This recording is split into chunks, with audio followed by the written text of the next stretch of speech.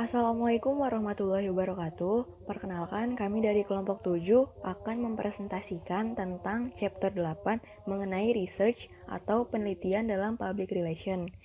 Di sini kami terdiri dari saya, Alifian Roktaviani Sanusi, teman saya Bima Bagaskara dan juga Sarah Melisa Junefta. Untuk yang pertama, di sini akan dijelaskan oleh saya mengenai penelitian. Slide selanjutnya yaitu penelitian dalam public relation. Penelitian yaitu pengumpulan sistematis dan interpretasi informasi untuk meningkatkan pemahaman. Kebanyakan orang mengaitkan public relation dengan menyampaikan informasi, dan penelitian menjadi langkah utama dalam setiap sebuah proyek. Sebuah perusahaan harus memperoleh cukup akurat data yang relevan untuk menjawab pertanyaan di bawah ini. Nah, yang pertama, bagaimana kita dapat mengidentifikasi dan menentukan kelompok konstituen? Yang kedua, bagaimana pengetahuan ini berhubungan dengan desain pesan? Yang ketiga, bagaimana hubungannya dengan desain program? Yang keempat, bagaimana hubungannya dengan media yang kita gunakan untuk menyampaikan pesan? Yang kelima, bagaimana kaitannya dengan jadwal kita mengadopsi dalam menggunakan media? Dan yang terakhir, bagaimana hal itu berhubungan dengan taktik implementasi utama dari program? Slide yang selanjutnya, di sini ada prinsip penelitian dalam public relation. Prinsipnya itu ada 3. Yang pertama, harus mengetahui tujuan yang jelas dalam penelitian ini. Yang kedua, membedakan antara mengukur public relation output dengan outcomes. Nah, contohnya kalau yang output ini jumlah liputan yang diterima, sedangkan contoh untuk outcomes itu mengubah kesadaran, sikap, dan bahkan perilaku. Yang ketiga, mengukur konten media. Apakah target audiens melihat pesan atau menanggapi? Slide selanjutnya di sini ada jenis penelitian dalam public relation. Nah, yang pertama itu ada penelitian terapan. Penelitian terapan ini berfungsi untuk mencari solusi tentang masalah-masalah tertentu. Tujuan utamanya adalah pemecahan masalah sehingga dapat dimanfaatkan untuk kepentingan perusahaan. Contohnya, penelitian untuk mengembangkan suatu produk sebuah perusahaan bisa berupa strategi research atau evaluate research.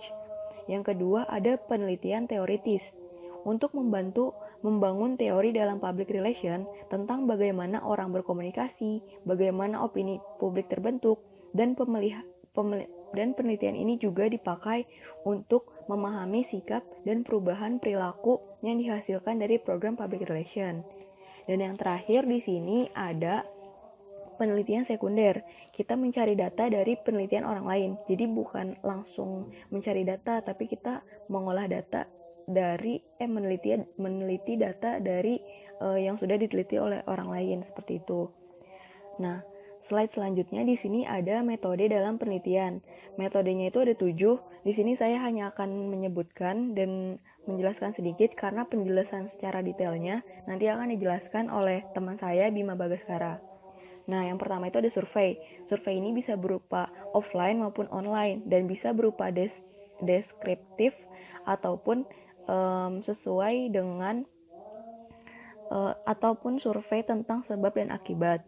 Nah, yang kedua itu ada sampel.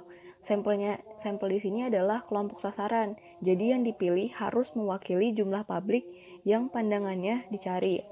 Nah, yang ketiga ada kuesioner. Kuesioner ini bisa offline maupun online penyebarannya. Yang keempat ada interview. Interview ini bisa berupa focus group, telepon interview, email interview, ataupun lain sebagainya. Yang kelima ada menganalisis hasil. Nah, maksudnya di sini setelah kita menentukan sampel, memilih sampel, menyebarkan kuesioner, dan menginterview, kita harus menganalisis hasil untuk hasil yang valid dan juga andal. Nah, yang keenam itu ada audit komunikasi. Biasanya metode ini digunakan oleh perusahaan, sekolah, ataupun rumah sakit untuk menganalisa kedudukan perusahaan dengan karyawan.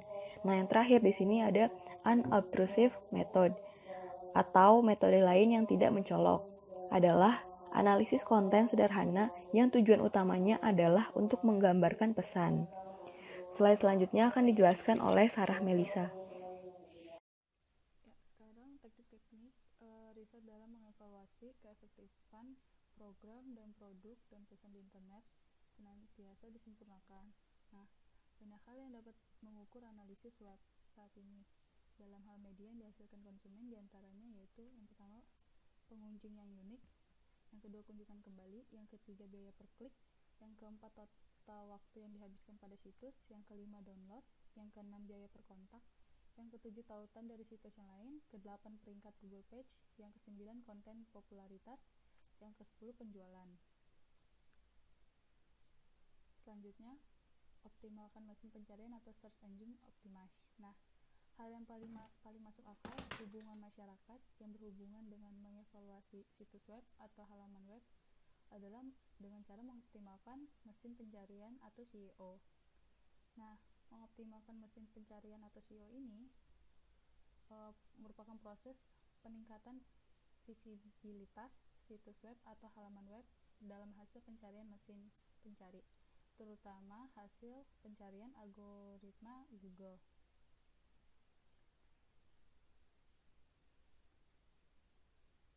Kemudian di sini SEO mungkin menargetkan beberapa jenis pencarian, termasuk pencarian gambar, pencarian lokal, pencarian video, pencarian akademis. Nah, kemudian jika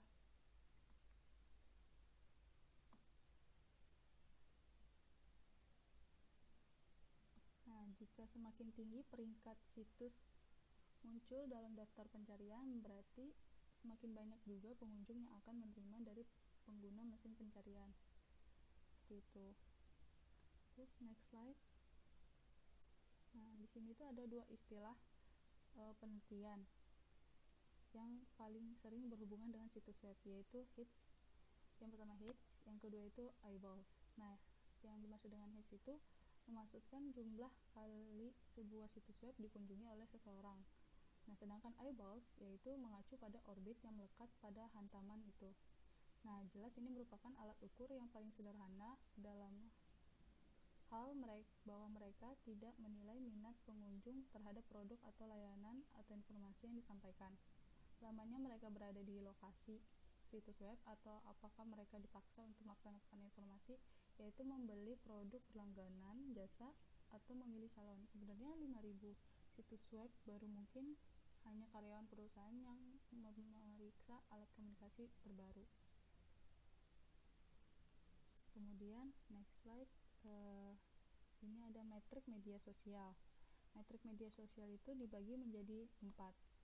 Nah, yang pertama itu ada Outsource Blogger, yang kedua analisis Twitter, yang ketiga itu analisis Facebook, dan yang keempat itu ada situs YouTube atau video lainnya. Nah, Outsource Blogger ini mengukur kesuksesan dalam mencapai narablog, terdiri dari menentukan berapa banyak narablog menulis tentang kampanye, yang kedua berapa banyak komentar yang diterima, yang ketiga itu berapa banyak pembagian sosial, post yang diterima, dan sebagainya. Sedangkan kalau analisis Twitter itu mengukur Twitter terdiri dari menentukan seberapa sering orang menggunakan tagar Anda, yang kedua itu pengikut yang dihasilkan dari kampanye, yang ketiga itu dari biaya, yang keempat itu click off. Nah, sekarang analisis Facebook. Nah, analisis Facebook ini Facebook menawarkan perangkat dan pilihan demografis yang dirancang untuk mengukur kesuksesan. Nah, ini mencakup kemampuan untuk menghitung berapa kali orang menyukai pesan tertentu, menentukan apakah demografis yang ditargetkan telah dicapai, dan mengevaluasi biaya dan klik berdasarkan laju iklan di Facebook. Nah, yang keempat itu situs YouTube dan video lainnya. Nah, menggunakan video daring dapat diukur melalui menilai jumlah pandangan yang diterima, like atau menilai suka, dan favorit yang diterima, dan menghitung seberapa banyak pelanggan yang subscribe. Nah, gitu. Terus lanjut, pertimbangan riset web. Nah, nilai penelitian berorientasi pada internet tidak dapat dibantah. Nah, dalam mempersiapkan diri bagi evaluasi internet semacam itu sama seperti mempersiapkan bagi penelitian hubungan masyarakat apapun. Sebuah organisasi hendaknya mempertimbangkan beberapa faktor. Yang pertama, sasaran empuk. Nah, sekali lagi tersedia dalam ukuran bermakna pengaturan tujuan. Seperti kenapa kita ada di internet, situs kita dirancang untuk apa yang kita coba untuk berkomunikasikan. Nah, yang kedua itu tentukan kriteria. Nah, definisi keberhasilan dengan data yang nyata. Misalnya per pusat, orang kemungkinan untuk membeli dari situs dan pub interaktif positif menyebutkan bahwa situs itu akan menerima. Nah, yang ketiga itu tentukan tolak ukurnya. Nah, proyek hits situs akan menerima base ini pada kompetitif untuk melihat bagaimana situs ini tumpukan melawan kompetensi atau bentuk komunikasi lainnya. Nah, yang keempat itu pilih alat ukur yang tepat. Sejumlah paket analisis perangkat lunak ada untuk melacak lalu lintas situs dan menyediakan pengukuran lain keberhasilan hubungan masyarakat yang saling bertemu. Seperti yang pertama itu lalu lintas web. Contohnya itu click curves, kecenderungan web, cerita website. Yang kedua itu kewaspadaan atau preferensi, yaitu survei monyet atau Zoomerang. Yang ketiga itu tempat pasar atau pertemuan blog seperti tipe pet, teknorati. Yang keempat itu ada pesan, yaitu dashboard atau vizu. Yang kelima itu ada sosial media, yaitu cloud. Nah, yang kelima itu bandingkan hasil dengan tujuan.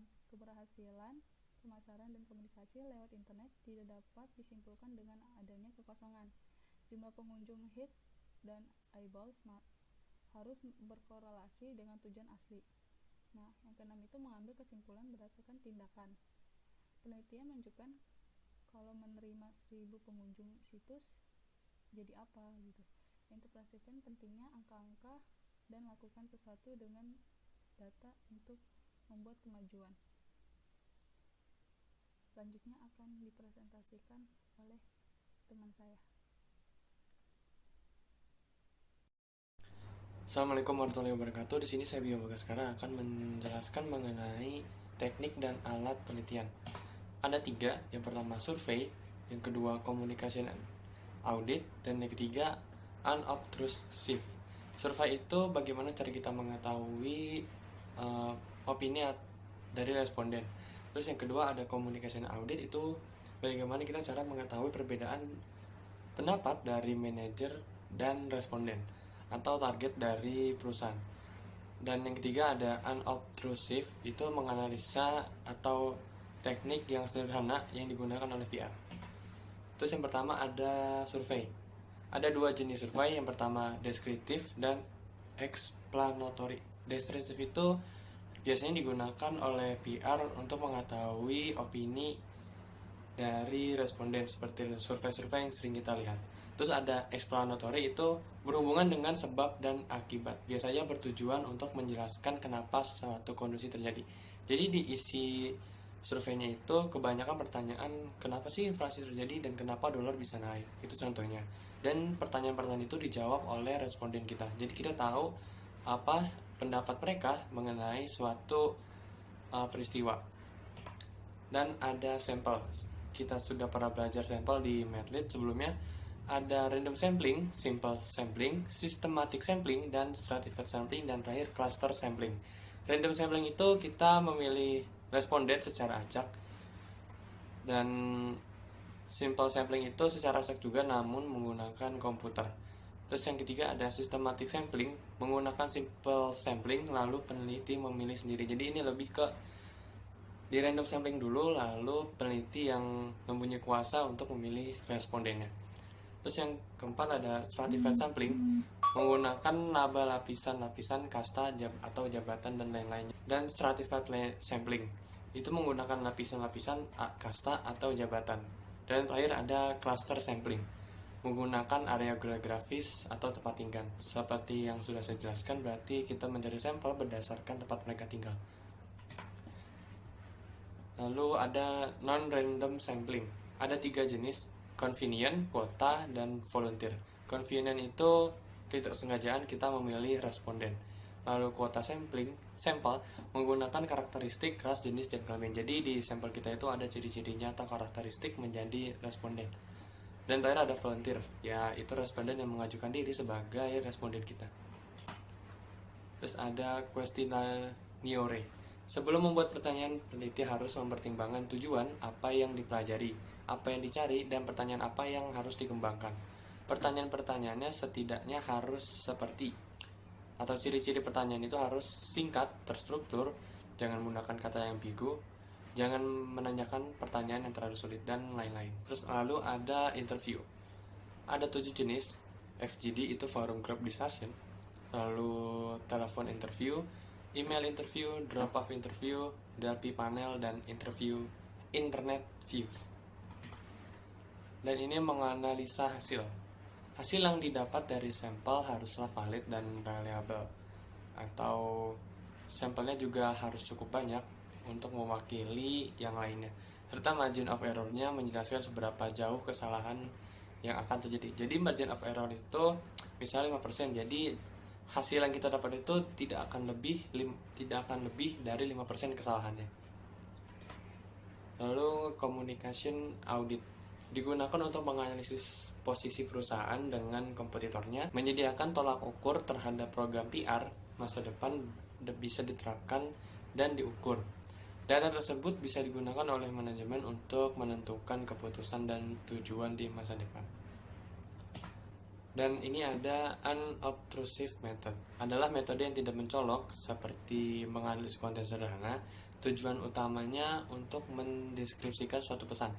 Dari berbagai metode pengumpulan data yang tidak mencolok yang tersedia untuk peneliti PR, mungkin yang paling banyak digunakan adalah pencarian fakta sederhana. Selain pencarian fakta sederhana, ada juga teknik lain, yaitu seperti meneliti konten yang sederhana.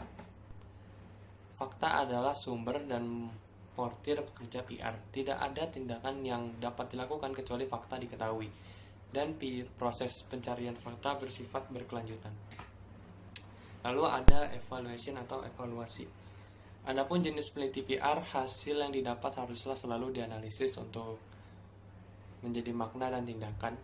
Evaluasi ini dibuat untuk mengukur hasil terhadap tujuan yang ditetapkan. Hasil dari evaluasi memastikan bahwa target benar-benar menerima, memperhatikan, bahkan mengambil tindakan dari hasil tersebut. Nah, ini ada cara mengukur opini publik. Ada 4. Yang pertama, kesadaran dan pemahaman. Menyelidiki bahwa pesan benar-benar diterima oleh target. Jadi si perusahaan ini meliti apakah cara atau metode yang mereka gunakan bisa menyampaikan pesan dengan baik kepada target atau konsumen mereka atau calon konsumen mereka. Lalu ada pengulangan dan retensi. Biasanya digunakan di iklan-iklan yang sering diulang agar pesan tersampaikan. Itu biasanya seperti iklannya biasanya diulang-ulang TV, jadi pesan itu tersampaikan oleh si perusahaan melalui iklan tersebut. Lalu ada pengukuran sifat dan referensi. Apakah perusahaan atau produk kita bisa dijadikan referensi sebagai seseorang. Jadi misalnya seseorang ingin menyarankan sesuatu produk, perusahaan kita yang akan sarankan dia kepada temannya mungkin. Lalu ada pengukuran perilaku. Pengukuran ini mengukur perilaku seorang, apakah mereka membeli produk kita, setuju dengan ide kita, dan lain-lain. Nah, sekian dari saya. Mohon maaf jika ada kurang dan salahnya. Terima kasih. Wassalamualaikum warahmatullahi wabarakatuh.